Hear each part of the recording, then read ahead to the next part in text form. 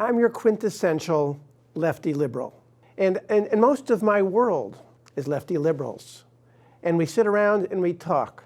We talk about how horrible Trump is. We talk about how, yes, deplorable Trump supporters are. Right now, as I'm recording this, Donald Trump is at Target Center having a rally for his fans. When I came in this morning, I parked at ramp B, which is adjacent to Target Center.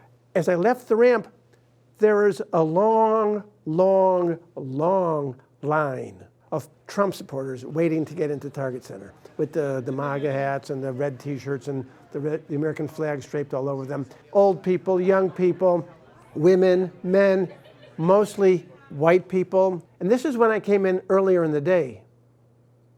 When I left at the end of the day, and it was 5:15 in the afternoon, there was a continuous stream still of thousands of people. And it struck me that in my bubble, in the world in which I live, Donald Trump is anathema. Donald Trump is a criminal.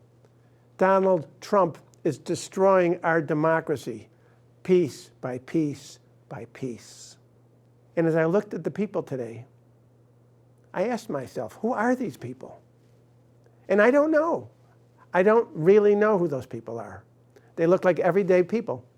And it struck me that if I spend too much time in my own bubble with my own friends, people who share my point of view, I'm missing something. That this is not a slam dunk. This is not, to many people, an idiot, a criminal. This is their president who speaks to them, for them, and they will do anything to ensure, one, that he's not impeached, and two, that he gets reelected. And that, my friends, is a scary thought. Now, I'm going to brag for a moment.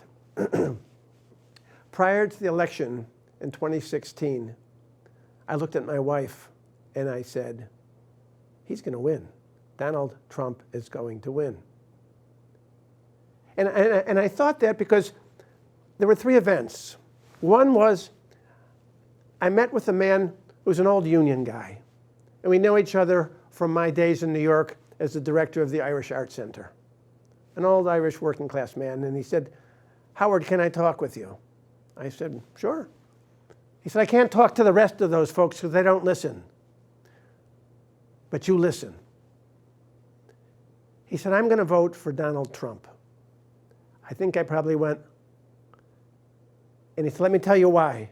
He said, I don't know if this is a good man or a bad man, but at least he thinks about and talks to the working person, the union man, and that Hillary Clinton doesn't even know we exist. All she knows is her Ivy League friends, and she doesn't care about us. I went, okay. Second thing, I'm a legal consultant, and I travel around the country, and I get to know everybody. I talk to who will ever listen. So I walked into the Philly office one day, a bastion of democratic liberalism. And the woman who was, and probably still is, the receptionist, because that was back in 2016, she looks at me, and she said, Howard, can I tell you something? Sure, I said. She said, I support Bernie. But if Bernie doesn't get the nomination, I'm going to support Trump. Again, I did a. She said, no, really. Because none of the rest of those people out there, those liberal Democrats, the Hillary Clinton Ivy League types, give a good, I think she probably used a good strong Philly word, but we'll just say a good gosh darn about people like me. Third thing, shortly before that election, I'm an actor, and I was asked to play the role of a Trump supporter, and my point of view was going to be Trump is the only real third-party candidate who could win this election. And I was very compelling. I was very compelling, and the audience pretty much wanted to run me off the stage. They started throwing things at me. The bartender came out from the bar, this was in the theater, with a beer bottle in his hand, and he wanted to kill me. They actually had to protect me and take me off stage and usher me out. And that's when I looked at my wife And I said, he's going to win. He's going to win. And he did.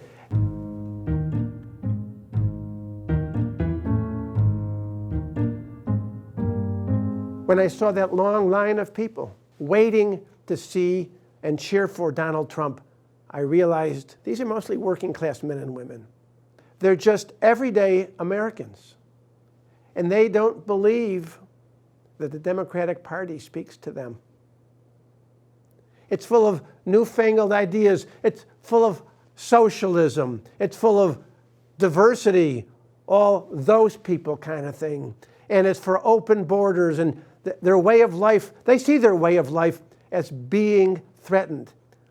They want someone who says, I hear you. I will do what I can to make this country what you believe it was when you could have a job in a factory and support a family. And we didn't have to worry about all this, what bathroom do I use? What bathroom do they use? They want what they perceive to be normal America. Most of the people who they perceive as the liberal elite wouldn't know how to punch a time card if their life depended on it. And that's what scares me. So before you sit back and enjoy a glass of white wine with your dinner tonight, reflect on the fact that there are a lot of people in this country who aren't like you, who aren't like me, but are Americans nevertheless, and they want to hang on to whatever view of the world that they have. And that means supporting their champion. I'll say it a third time, their champion, Donald Trump. Be afraid. It could happen again.